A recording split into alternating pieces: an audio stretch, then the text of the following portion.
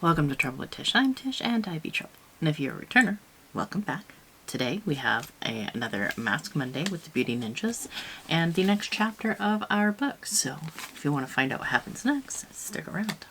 Troubles on the mind, hands around your throat, out in open waters trying to stay afloat. Remember to forget the future and the past. Alright, so today we have the Mo Mattifier Oil Control Mask from MBO Cosmetics. Got it in the Eyescream Beauty Box, so we're going to give it a whirl. Also going to use these eye masks. I can't see the brand, but they're collagen eye masks, so we're going to put a couple of them bad boys on, put our mask on, and get going with our story. Alright, it's got this cute design on it where it reflects the makeup that the woman on the cover is wearing. And it's really cute. But yeah, alright. So we are on chapter 15. So we're just going to get going reading the book. Chapter 15. In 2 days' time, the trial by combat was held, and the day dawned as bright and glorious as the day I had competed. After my many protracted conversations with Aylmar and the Queen, and their many conversations with Malia on my behalf, I was allowed to attend the event, and I even walked into the arena by myself. Poor Arknan was still doomed to be followed wherever he went by Anetha and Saria, who he had begun referring to as his girls. I took the opportunity to dress like a huntress, for while my night dress was certainly comfortable, I was absolutely sick of looking like an invalid. Therefore, I wore my usual leather riding gear, which made me feel stronger than I was, although I did have to ask Anetha to lace up my gauntlets. When I entered the arena and looked around, it seemed like my trial had been a century ago instead of 3 short winters, and I felt as ancient as a Shara. I took a seat in the stands directly across from the Queen's gallery, that same gallery Aylmar had once transformed into our special retreat, and I was pleased to see I already had Aylmar's attention, as he inclined his head in greeting. With my eyes I indicated a certain portion of the playing field, and he responded with his special half-smile. He turned his focus to the event, and as I ruminated on our time in the arena, I felt Kevin's cold presence approach me. "Still staring after your first hunter?" he sneered, his words dripping with animosity. "Trying to conquer him now?" Before I could lash out, someone placed a foot on the bench between us, and I looked up, the great tree trunk of a leg, to see Braun standing over Kevyn.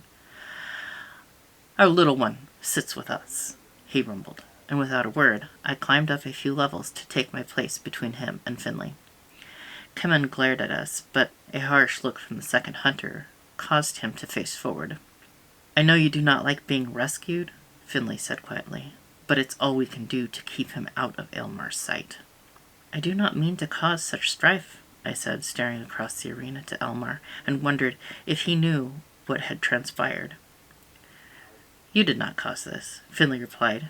"It's the invention of the snake that sits below us. Aylmar did share some of Kevyn's lies with Braun and myself, and even if he had not, we wouldn't allow him to torment you." I smiled up at him, again feeling like he was the brother I never had, and Braun plunked his great arm around my shoulders. "Yes, only we torment the little one," he said with a great bellowing laugh. I tried to remain indignant, but laughed with him in the end.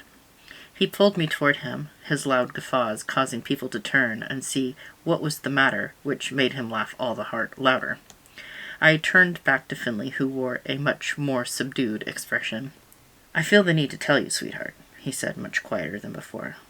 "We are also trying to keep Kieran from crossing Aylmar's path." "Whatever for?" I asked. I searched my memory, but could think of nothing Kieran had done to cause offense. "It seems he was drinking with this lout," Finley indicated Braun, who looked positively pleased at his description, and started to go on about how he is a better mate for you than Aylmar, and if given half the chance, he will steal you from him, and perform a certain duty that Aylmar is not. I must have turned purple, for Finley took my hand and continued. I am not trying to embarrass you, and I certainly have no interest in anything you and Aylmar are or are not doing. But my point is that he was very loud, and the walls have ears.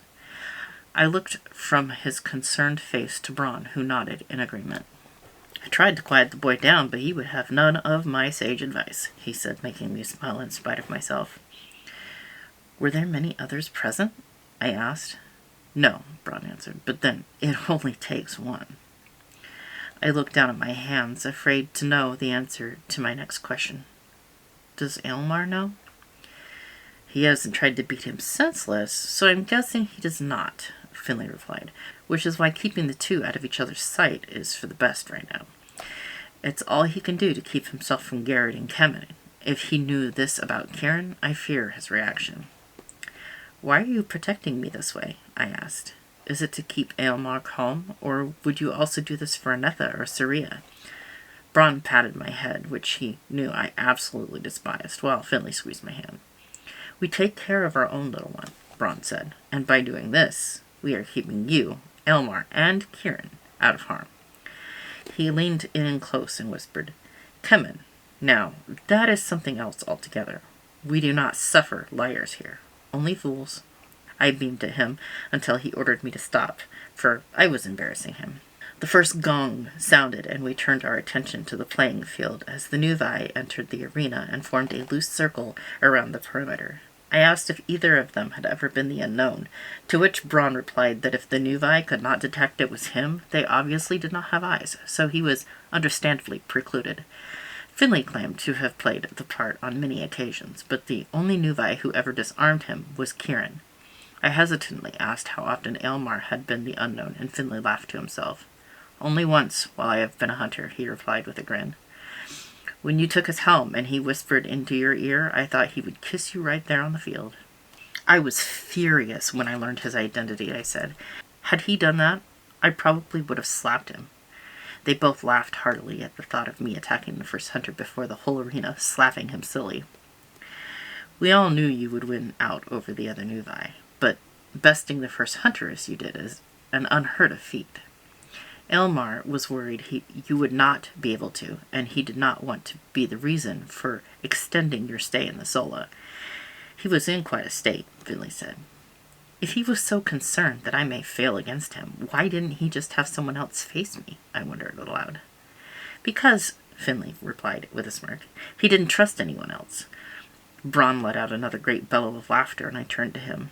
He was so nervous. He did not sleep at all the night before, he said. I kept telling him to relax, but he paced for hours in the hall, muttering away to himself. You knew of this as well? I asked. What is there to know? He resounded with a shrug. From when he first saw you, you have made him happy, and little else has ever made him happy. We heard the second gong, signifying the trial by combat had begun. All eyes turned to the playing field except mine. I stared across the arena to Aylmar, who looked completely annoyed by whatever Herrick was saying. I caught his attention, and he held my gaze, ignoring the prelate as he prattled on. I knew from the noise of the crowd that the unknown had entered, but I never saw him face the Nuvi, so entranced I was by the one across from me. The crowd cheered, and Aylmar nodded to the field, and I saw that the Nuvi had prevailed, and the unknown's sword was on the dirt. I cheered along with the others as Kieran removed his helm and revealed himself. The cheers grew louder, and his eyes searched the stands. Once he found me, he bowed and gave me a great glittering smile that made a knot form in the pit of my stomach. You see, little one? Asked Braun. All can see the first hunter's devotion to you, save he who chooses not to. Following the Nuvi's victory, we made our way to the field to assemble with the other hunters. Braun went before us, for one with his great girth had no problem making his way through a crowd, and Finley guided me with a hand on my shoulder. When I reminded him I knew the way, he replied he was under strict orders to stay with me until Aylmar was able to rejoin me. He had no sooner said the words than I felt a set of hands on my waist, and the first hunter swept me into his arms. I have been parted from you for too long, he said, gazing down at me in a way that turned my knees to jelly. I was becoming jealous of Braun and Finley for making you laugh. They were telling me stories of how dearly you wanted me to best you during my own trial, I said as I placed my arms around his neck. They are all true, he said, as he tucked a curl behind my ear. We stood together, an island of calm with chaos swirled around us, until the throng moved past us and toward the hall. He glanced around and noted that everyone was focused on the Queen as she descended to the field. "Now, while everyone is watching," he said, as he took my hand and pulled me toward the exit. "Don't you have to attend the feast?" I asked. "I told Ashera you needed to return to your rooms, but that's not where we're going," he replied. "I'm using this as an opportunity to get you out of Tegernon for a time, before these walls drive you mad." He led me to the stables where Myrna and Enna were saddled and ready for us. We rode toward the west and stopped before the rocks that marked the Battle of Esguth. The horses were set loose to graze, as I questioned why he brought me here, of all places. "Why are we here?" I asked, clearly confused by his choice of locations. "I thought you hated this place." "Not any longer," he said, taking my hands in both of his and holding them over his heart. "Not after I was here with you, when you were named, and we left that horrible feast and came here. The way you listened to me, not because it was your obligation, but because you cared. I hoped for the first time that you could love me. When I told you that you made life bearable for me, that was how.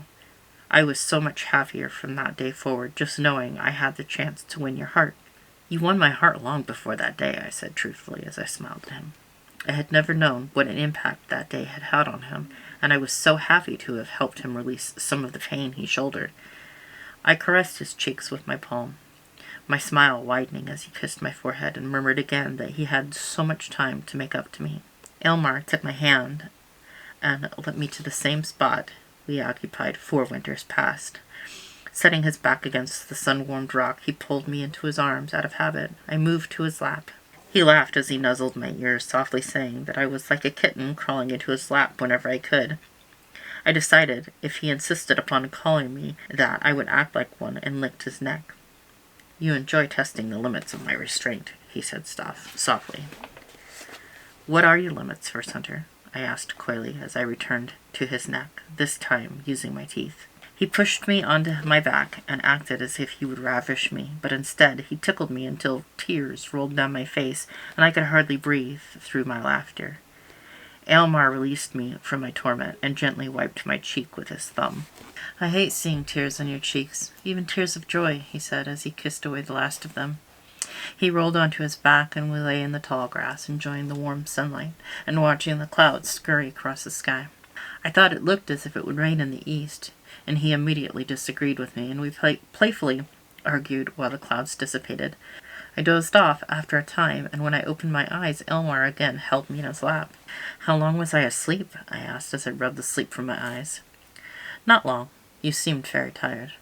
"The suns make me very sleepy with their warmth," I explained. "When do we need to return?" "Not until after nightfall, my love," he replied. "The feast will keep them occupied until then." "Won't they wonder where we've gone?" "Finley and Anetha are available, and if I am needed, Anetha can easily track me." "Do you want to leave me so soon?" he asked. I came to a sudden realization. "You lied to the Queen?" I exclaimed in mock outrage. "She thinks I am in the palace." "I did not lie," he said.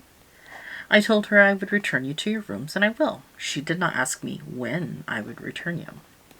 I opened my mouth to continue my accusation, when, out of the corner of my eye, I saw that Myrna had wandered quite far. "My lord," I said calmly, "your horse has escaped." We laughed as we ran down the slope to retrieve Myrna, and I pointed out how well behaved Enna was by comparison.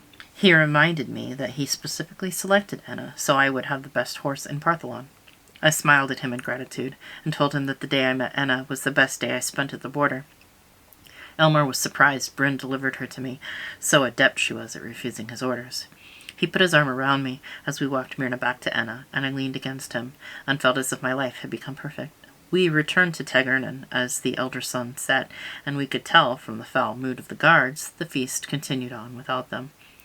Aylmar took Enna's reins from me and assured me that he would join me in my chambers once he had returned the horses. I tried to protest, but he would hear none of it, asserting that there were plenty of grooms on hand to brush Enna to her heart's content. I made my way back to my chambers. As I approached, I found Kieran waiting before my door. I was going to wait for you inside, but your door seems to be locked," he said. "It's charmed," I said. "Only the First Hunter or I may open it."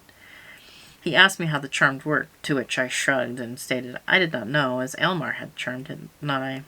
"I didn't see you after the trial," he said, when I questioned his presence. "I came to see if you were well." "I am fine," I said, smiling at his concern. "I'm not one for large crowds. I hardly attended my own celebration when I was named." He looked at his hands as if he were searching for the right words. "Did you see me compete?" he asked. Before I could think of a suitable reply, I felt Elmar's hand on my shoulder. I covered it with my own as I leaned against him. "We did," the first hunter stated. "You fought very well." Kieran bowed his head, for a compliment of that magnitude from Aylmar was a rare occurrence. "Will you join us at the feast?" Kieran asked, and again Aylmar answered for us both, declining without explaining himself. "And if you'll excuse us," Aylmar continued, "we will take our leave of you." We left Kieran staring after us, and I prodded Aylmar to tell me where we were off to now. "Have you ever been to the peak of the tower?" he asked, and I responded that I had not. We climbed to the top of the central staircase, which was a huge spiral extending to the very top of the structure. He led me through a large wooden door to a sparse living area, which Aylmar said were his rooms. "These are your chambers?" I asked. They were so small and dark, I had assumed that the first hunter would have apartments as fine as the queen. "Follow me. I want to show you something," he said, and he opened a tiny stone door on the far side of the room. We climbed a dark, narrow staircase to a balcony that was built into the very top of the tower. As we were on the southern side, we could see over the palace gates and the entire plain below. "This view is breathtaking," I said.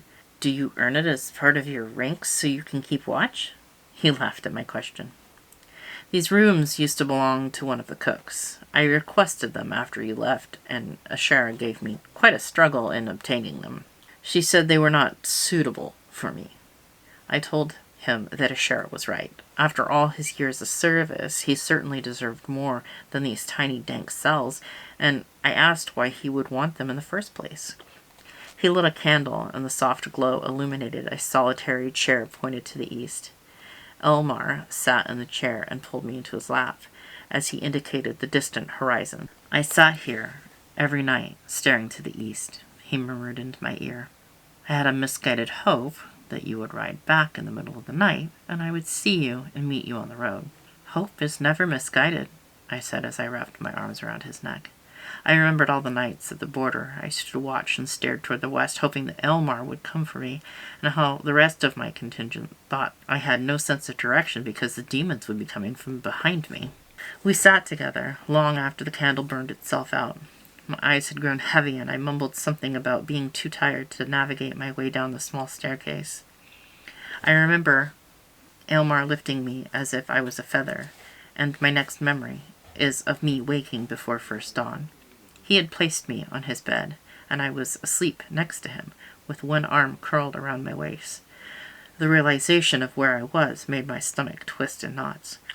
I knew it was an irrational reaction, for we had been sleeping next to each other for many days, and he had never attempted to take advantage of the situation, even when I was naked and unconscious. This was different, however. This was his bed, in his room, and I simply could not bear to remain. I decided to leave and attempted to sit up, slowly and delicately, so he would not awaken. But as I moved away, Aylmar tightened his hold on me. I laid still for long moments, finally determining that it was the reaction of one asleep, and tried to move again. He again moved toward me, this time burying his face in my hair. My heart pounded as I lay there, feeling like a trapped animal. I did not know how I was going to rise without waking him, when a shred of memory came to the surface of my mind, of how I wrapped myself in the cloak he gave me every night, even when it was so hot the thick fur made sweat pour off me, and wished it was him holding me. For 3 long winters I pined for him, and now here he was, and I was trying to sneak away. I rolled over to face him, and I was again struck by his handsome features. I remembered the sadness in his eyes when he asked why I would want him, and concluded that I would give anything to keep him from feeling such sadness ever again. I felt an overwhelming need to protect him, which was ludicrous. If anyone did not need protection, it was Aylmar, and silently proclaimed myself as his defender, of both his heart and his body. I moved closer and kissed him, softly brushing my lips against his cheek at first, until Elmar responded to me in his sleep and his lips found mine. He pulled me underneath him as his hands explored me, caressing me as he never had before. I put up no defenses to him and welcomed his gentle touch. While I stroked his back and shoulders, his hands moved under my tunic, and we remained in this blissful embrace until his fingers lightly brushed my belly, and I giggled. Roused by my laughter, his eyes snapped open, and he quickly moved off of me. "Forgive me," he said. I thought I was dreaming. I nestled closer to him, and he again put his arms around me. "You were, at first," I said. "I kissed you until you woke up." I lightly touched his chest, tracing small circles with my fingertips. "Are these dreams frequent?" I asked innocently. "Yes," he replied. "Promise me something." "Anything." "Wake me that way every morning." "Gladly." All right. So.